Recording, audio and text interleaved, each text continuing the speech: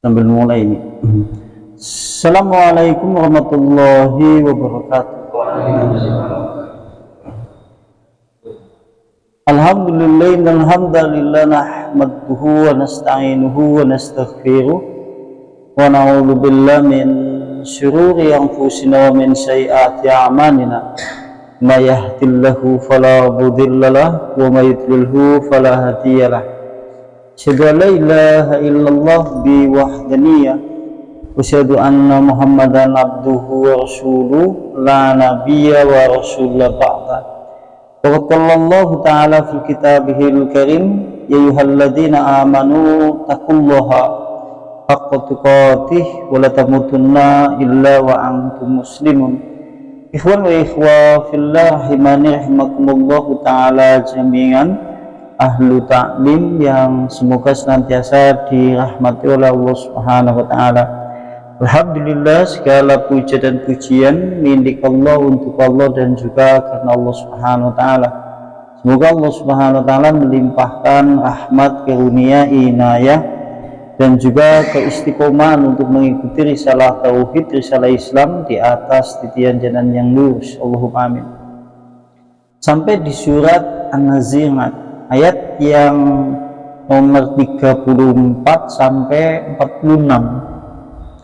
Surat An-Nazi'at ayat 34 sampai 46. Di sana Allah Subhanahu wa ta'ala berfirman, Allah Subhanahu wa ta'ala berfirman dalam surat An-Nazi'at ayat 34 sampai 46. Fa idza ja'atit tammatul kubra yauma yatadzakkarul insanu ma sa'a wa burizatil jahimu liman yara fa amma man tagha fa athara al hayatad dunya fa innal jahima hiyal ma'wa wa amma man khafa maqama rabbih wa nahan nafsan 'anil hawa fa innal jannata hiyal ma'wa yas'alunaka 'anis sya'ati ayyana mursaha fima anta min dzikraha illa rabbika muntahaha innama anta mundiru may yahshaha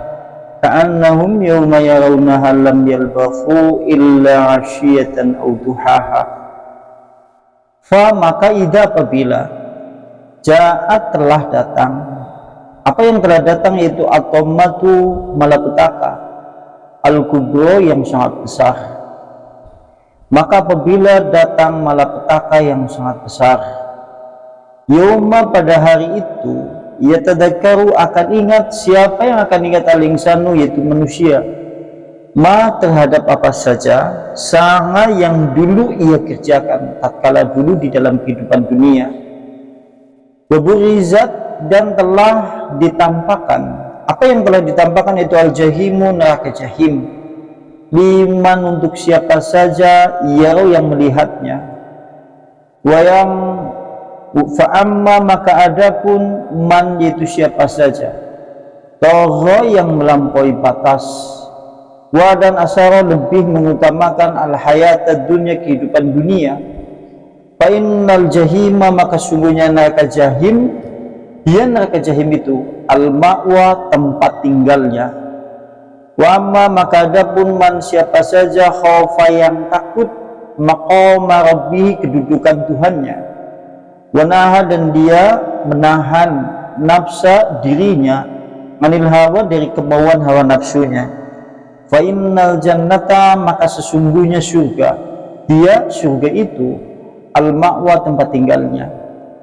Yas'alunaka mereka bertanya kepada Muhammad anisya'ati tentang hari kiamat, ayana kapankah mursaha terjadinya hari kiamat itu, fima apakah kamu atau siapakah kamu Muhammad, anta kamu Muhammad min dzikraha sampai kemudian bisa menyebutnya, illa rabbika kepada Tuhanmu muntahaha segala sesuatu berkesudahan, innama sungguhnya anta kamu Muhammad mungdiru hanya memberi peringatan, man kepada siapa saja yahsyaha yang takut kepada hari kiamat, ka'annahu maka sungguhnya mereka yauma pada hari itu yarawnaha, mereka melihat hari kiamat, lam yalbasu, tidaklah mereka menganggap tinggal di dalam kehidupan dunia, illa kecuali asyiyatan, seperti sekedar waktu sore, au duhaha, atau waktu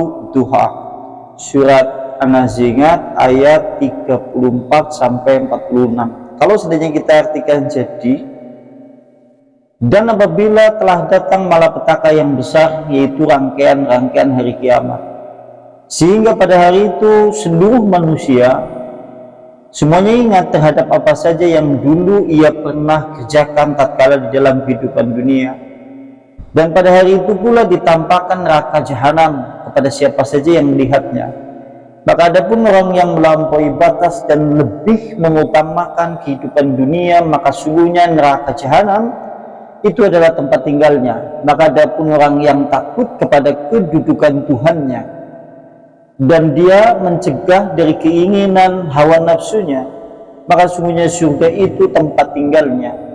Mereka bertanya kepadamu Muhammad tentang hari kiamat. Kapankah hari kiamat itu terjadi? Siapakah kamu Muhammad sampai kamu kemudian menyebutkan hari kiamat itu kapan terjadinya? Kepada Tuhanmu lah segala kesudahan, segala sesuatu. Sungguhnya kamu Muhammad hanyalah pemberi peringatan kepada siapa saja yang takut kepada Allah dan takut kepada hari kiamat. Maka seakan-akan keadaan manusia pada hari itu melihat kehidupan di dalam kehidupan dunia, tidaklah tinggal di dalam kehidupan dunia itu kecuali hanya sekedar seperti hanya melampaui waktu sore ataupun waktu duha. Surat An-Nazi'at ayat 34 sampai 46. Dan kita lihat penafsiran di Ibnu Katsir. Jangan antum silakan lihat di linknya.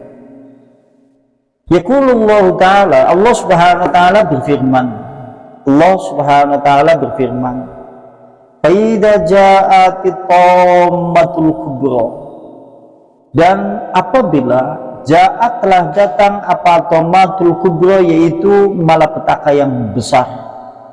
Maksudnya adalah yaumul kiamah, hari kiamat. Karena kita tahu hari kiamat adalah di dalam kejadian hari-hari kiamat atau rangkaian hari-hari kiamat itu semuanya adalah malapetaka yang besar. Karena pada saat itu seluruh manusia disuruh untuk bertanggung jawab terhadap apa saja yang ia dulu dilakukan di dunia, sehingga merasa khawatir kehancuran dunia, kehancuran langit, kehancuran seluruh makhluknya, kemudian dihidupkan kembali. Maka pada hari itulah yang dimaksud dengan malapetaka yang besar, karena rangkaian hari-hari kiamat semuanya mengarah kepada perkara yang besar. Karena manusia sungguh itu adalah satu peristiwa yang cukup mengerikan. Ketika kemudian kita melihat Qamatul Kubra, yaitu malapetaka yang besar, maksudnya adalah hari kiamat. Walahu, sebagaimana hal itu disebutkan oleh Ibnu Abbas, sumiyat bidzalika, hari kiamat disebut dengan Qamatul Kubra lianna, karena sungguhnya di dalam hari kiamat itu adalah terdapat segala perkara yang dahsyat dan mengerikan. Karena di dalam hari kiamat terdapat peristiwa-peristiwa yang cukup dahsyat dan mengerikan. Bagaimana kemudian tidak mengerikan? Neraka ditampakkan, apinya telah dinyalakan sejadi-jadinya. Allah murka, Allah hanya membalas semua kebaikan, dan Allah hendak membalas semua kejahatan dan semua dosa-dosa. Seluruh manusia juga kehidupannya pada hari itu lebih lama dibandingkan dulu di dalam kehidupan dunia. Maka itulah yang dimaksud peristiwa yang dahsyat sekaligus juga mengerikan. Karena kita tahu pasti manusia akan mendapatkan sekecil apapun segala perbuatan dulu di dalam kehidupan dunia, pasti menuai hasilnya. Baik itu kebaikan ataupun keburukan, pasti menuai hasilnya pada hari itu. Makanya kemudian kalimat hari kiamat dalam ayat ini disebutkan dengan kalimat Qamatul Kubra. Kalau menurut Ibnu Abbas, terdapat di dalamnya peristiwa-peristiwa yang dahsyat sekaligus juga mengerikan. Kama qala Allah Ta'ala, sebagaimana Allah Subhanahu wa Ta'ala berfirman, Allah Subhanahu wa Ta'ala berfirman, wasya'atu, adapun hari kiamat itu adha wa ammaru, surat Al-Qamar ayat 46. Di sana Allah Subhanahu wa Ta'ala berfirman, as-sa'atu wa sya'atu, itu hari kiamat, adha, lebih dahsyat. Kalau kalimatnya menggunakan kalimat adha berarti paling dahsyat. Dan kemudian sekaligus wa ammaru, dan lebih pahit atau lebih memprihatinkan. Kalimat ammaru bisa diterjemahkan lebih takut, lebih mengkhawatirkan, lebih pahit kondisinya. Artinya seluruh manusia akan mengalami rasa takut, rasa khawatir yang terlalu amat sangat, sehingga disebut dengan wa ammaru. Surat Qamar ayat 46. Dan juga di samping bentuk-bentuk peristiwa yang dahsyat dan mengerikan itu, bentuknya adalah yauma yatadzakkaru, maka pada hari itu akan ingat. Siapa yang akan ingat? Al-insanu, semua manusia. Berarti di sini semua manusia akan ingat, baik yang muslim ataupun yang kafir, yang beribadah ataupun tidak beribadah, yang bersujud ataupun yang tidak pernah bersujud, yang ahli ngaji ataupun yang tidak mengaji, yang kemudian muslim ataupun yang kufur, semuanya pada saat itu ingat. Ingat kepada apa? Masyarakat terhadap apa saja yang ia dulu pernah kerjakan di dalam kehidupan dunia. Maksudnya adalah khina idzin yatadzakkaru ibnu adama jami'a ngamalihi khairihi wa syarihi. Maksudnya adalah seluruh keturunan anak manusia, keturunan Adam, pada saat itu ingat terhadap semua amalannya, baik amalan yang jelek, amalan dosa-dosa, maupun amalan-amalan kebaikan. Kalau hari ini kemudian kita tidak ingat kepada kebaikan ataupun keburukan yang selama ini kita lakukan, tapi pada hari itu bahkan ingatan manusia cukup terperinci. Apa saja yang dulu pernah dilakukan di dunia, pada saat itu ingat. Dan bagaimana keadaannya kalau suatu saat kemudian kita pada hari itu ternyata ingatan kita banyak terhadap permasalahan, keburukan, kejahatan, dosa-dosa yang telah kita lakukan, pasti jauh lebih menyengsarakan dan lebih takut pada saat itu. Ya bayangnya baik kalau suatu saat pada hari itu kita kondisinya keburukannya lebih banyak dibandingkan kemudian kebaikannya, pasti merasa sangat takut, karena pada saat itu neraka juga sudah ditampakkan. Hal ini pula sebagaimana disebutkan pula di dalam surat Al-Fajr, dulu pernah disinggung ayatnya, ayat 23 dalam surat Al-Fajr. Lengkapnya adalah waji'a yauma idzin bi jahannam yauma idzi yatadzakkarul insan fa anna lahu dzikra. Kalimatnya seperti itu, dulu pernah disinggung di dalam surat Al-Fajr. Pada hari itu didatangkan neraka jahanam, sehingga pada saat itu manusia semuanya ingat terhadap apa saja yang ia lakukan dulu di dalam kehidupan dunia. Tapi kata Allah, apa gunanya ingat pada hari itu? Karena kalau menurut kemudian dulu penafsiran di surat Al-Fajr ayat tersebut kan disebutkan tatkala manusia telah berkumpul di padang mahsyar, ia berdiri selama 50.000 tahun, dia berdiri selama 50.000 tahun menunggu pengadilan Allah Subhanahu wa taala. Maka setelah kemudian manusia dihisab, kemudian setelah manusia ditimbang amalannya, manusia disuruh atau digiring untuk menuju jembatan Sirat. Maka sebelum jembatan Sirat itu dibentangkan di atas neraka jahanam, jahanam didatangkan terlebih dahulu. Oleh karena itulah Allah berfirman, waji'a yauma idzin bi jahannam, pada hari itu didatangkan neraka jahanam.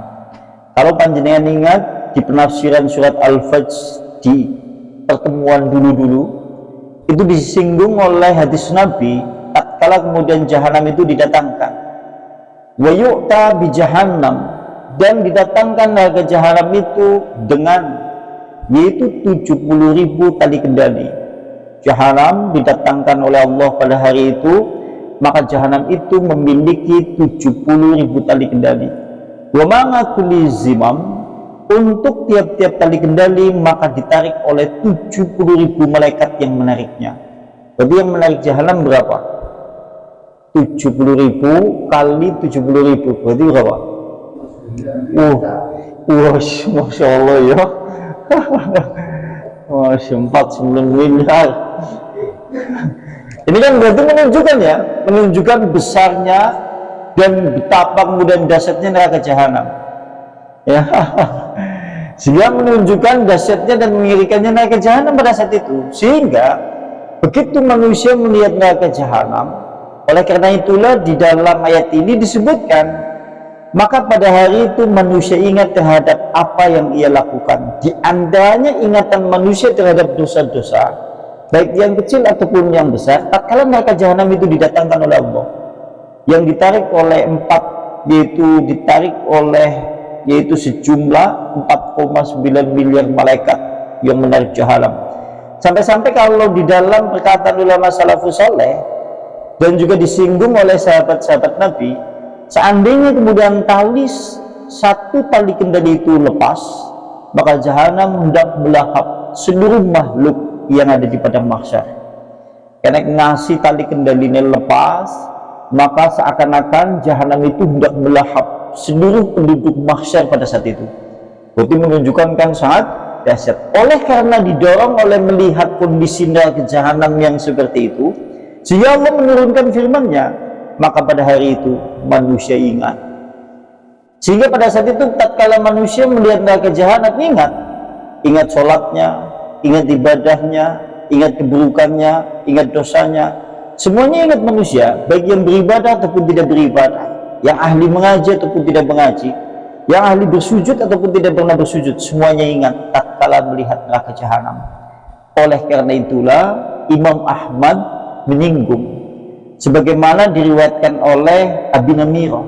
Abi Namirah itu berkata, karena ashabu Rasulillah, adalah sahabat Rasulullah Sallallahu Alaihi Wasallam.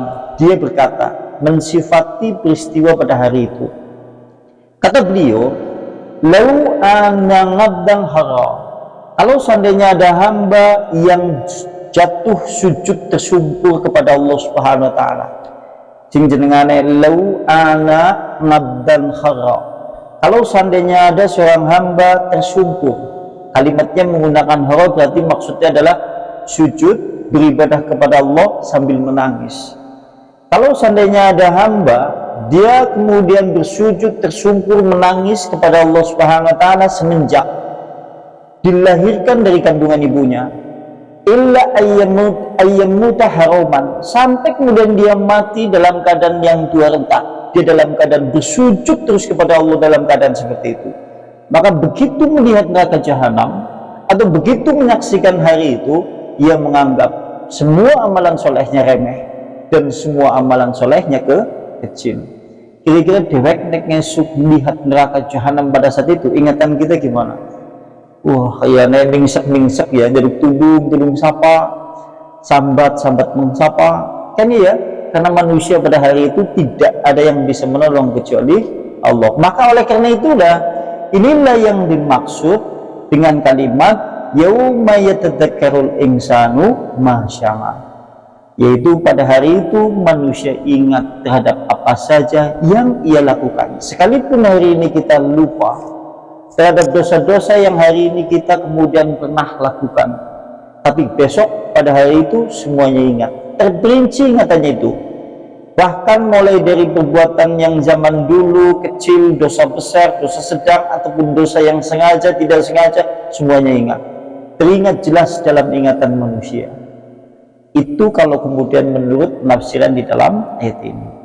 Oleh karena itulah Allah Subhanahu wa taala juga berfirman, wa burizatil jahimu liman yara, lantas ditampakkan pula neraka jahanam untuk siapa saja yang melihatnya. Maksudnya adalah adharat bin nadirina faraha annasu ngayyana. Maksudnya adalah pada saat itu neraka jahanam betul-betul tampak, sehingga bisa dilihat dengan mata kepala telanjang. Maksudnya karena itu pada hari itu seluruh manusia bisa melihat neraka jahanam. Tatkala kemudian datang, tatkala kemudian apinya menyala-nyala, tatkala kemudian kita melihat kengeriannya, semuanya manusia melihat neraka jahanam dengan mata kepala telanjang pada hari itu. Makanya kemudian ada firman Allah, wa burizatil jahimu liman yara. Kemudian berikutnya, fa amman man taha, maka adapun orang yang taha, maka siapa saja orang yang melampaui batas, kalimatnya menggunakan togok, mulanya ana istilah togok, sampean pernah krungu jenenge togok ya. Gue sampean aja gelem diundang togok. Togok kan pecahan dari kalimat togok yang toghut. Jadi ini mlebu pembahasannya jadi togok. Aja gelem diundang togok, elek artinya. Togok maksudnya adalah tamarroda, membangkang sekaligus wenang-wenang. Jadi maka ada pun orang yang membangkang dan sewenang-wenang. Ketika kalimatnya menggunakan tamarroda, buang hatta, ini maksudnya adalah dia ingkar kepada hari kiamat. Dia tidak pernah beribadah kepada Allah Subhanahu wa taala. Dia hitungannya kemudian kufur karena tertutup mata hatinya. Sekaligus jika kemudian diberi nasihat, dia malah justru menantang. Iki jenengane tamarroda. Ana sing wong iki modele ana ya. Berarti wis ora iman, ora pernah ibadah kepada Allah Subhanahu wa taala. Hampir-hampir kemudian dia tidak pernah berbuat amal soleh untuk kehidupan setelah kematiannya. Jika kemudian diberi nasihat, maka orang seperti itu melawan. Maka ini adalah orang yang sewenang-wenang lagi pembangkang. Sampai ngerti nih nang bahasa Indonesia arti pembangkang? Bukan pembangkang, apa maksudnya? Wow, kan sendiri pemberontak. Ini ya.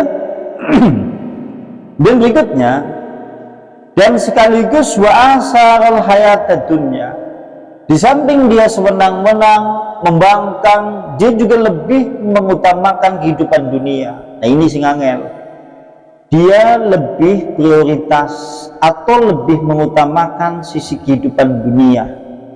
Padahal kita tahu yang namanya orang beriman, sisi kehidupannya itu yaitu di akhirat. Karena kita tahu yang namanya orang beriman kan secara hakikat kehidupannya adalah kehidupan akhirat. Sehingga dunia itu hanya sekedar tempat berlalu saja, bukan tempat tinggal. Iya, hanya sekedar untuk itu bernaung. Sebagaimana kalau kita lihat di dalam hadis Nabi, hadis Nabi mengumpamakan perumpamaan Rasulullah dengan dunia. Kata Rasulullah, apalah dunia bagiku? Kata Rasulullah seperti itu. Apalah dunia bagiku itu? Kata Rasulullah. Maka masali wa masalu dunia, permisalanku dengan permisalan dunia itu seperti penunggang kuda yang kemudian dia di hari yang terik dan panas, dia kemudian melihat pohon yang rindang, lantas kemudian dia bernaung di bawahnya, maka setelah itu kemudian meninggalkannya dan tidak pernah akan kembali selama-lamanya. Mulane wonge dewek, orang tua kita kalau mengumpamakan yaitu kehidupan dunia, yaitu hidup mung mampir ngiyup. Karena ya, ngombe paling jenenge urip malam dunia kan mampir ngiyup tok kan ngampir ngombe.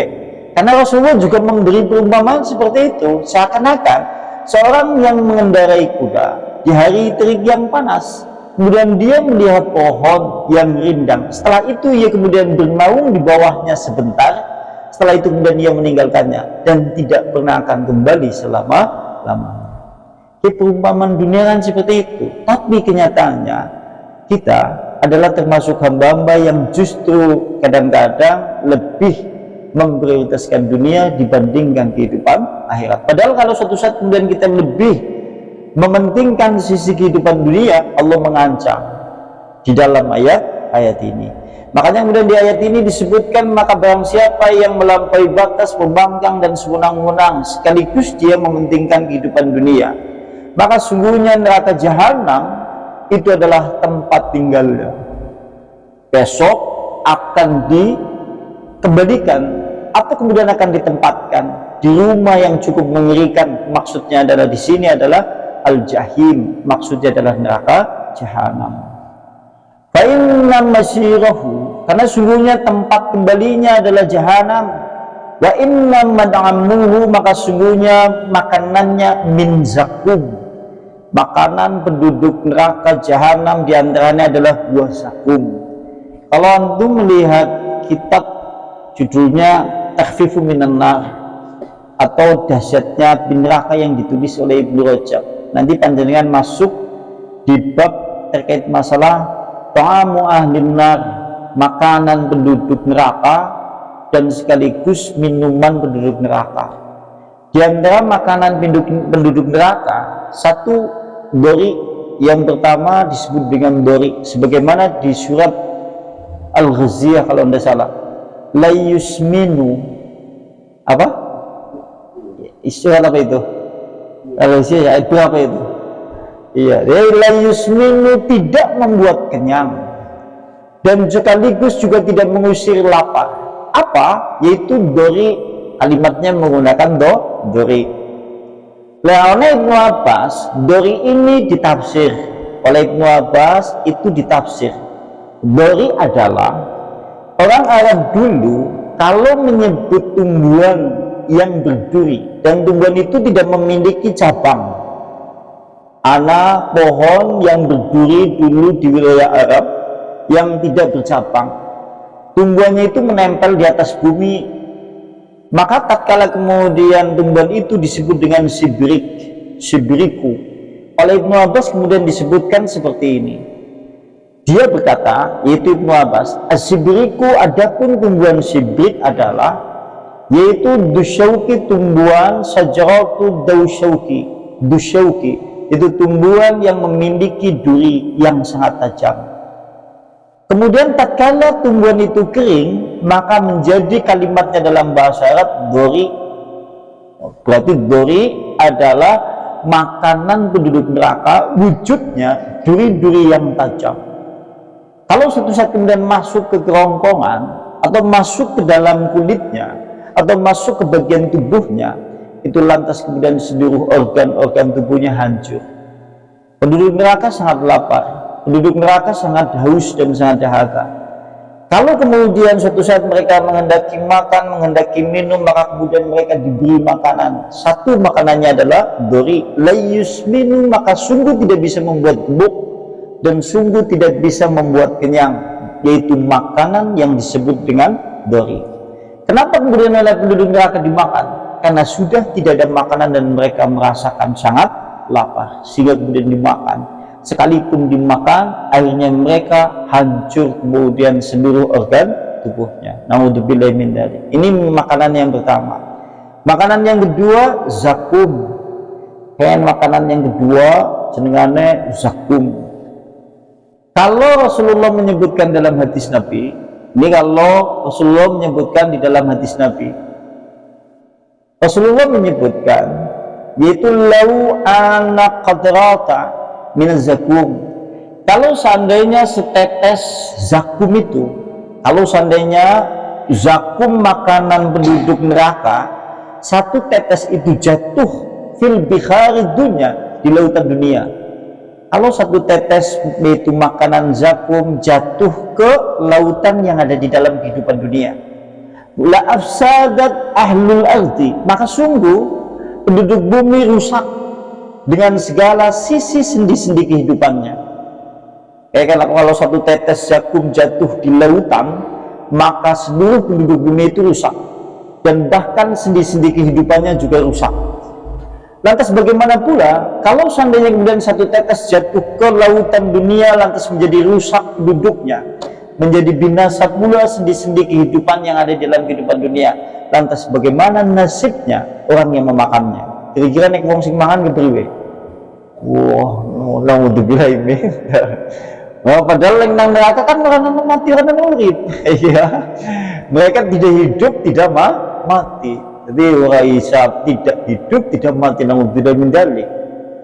Di antaranya itu, kalau panjenengan lihat di kitab yaitu Takhfifu Minan Nar, tepatnya di kitabnya Ibnu Rajab. Di sana nanti panjenengan bisa membahas terkait masalah khusus makanan dan minuman neraka. Kalau minumannya, di antaranya di sini disebutkan pula wa masrabuhu, minumannya adalah hamim. Satu, minumannya hamim. Hamim adalah air yang sangat mendidih, yang pertama. Yang kedua, muhel. Muhel adalah cairan tembaga yang mendidih. Kalau suatu saat didekatkan menuju wajahnya, maka kulit wajahnya mengelupas sekaligus dagingnya. Seandainya diminum baru satu teguk saja, maka dagingnya mengelupas jatuh kemudian di bawah kakinya. Kini penduduk neraka makan minum itu, dan masih banyak minuman yang lain yang ada di dalam neraka. Di antaranya nanti juga ada minuman antara minuman darah, nanah, dan campuran dengan bekas luka penduduk neraka yang nanti juga sekaligus menjadi minuman penduduk neraka. Artinya kalau suatu saat kemudian kita melihat neraka dengan segala azabnya, naudzubillahi min dzalik. Inilah ancaman Allah kepada orang-orang yang melampaui batas sekaligus lebih mementingkan kehidupan dunia. Lantas berikutnya,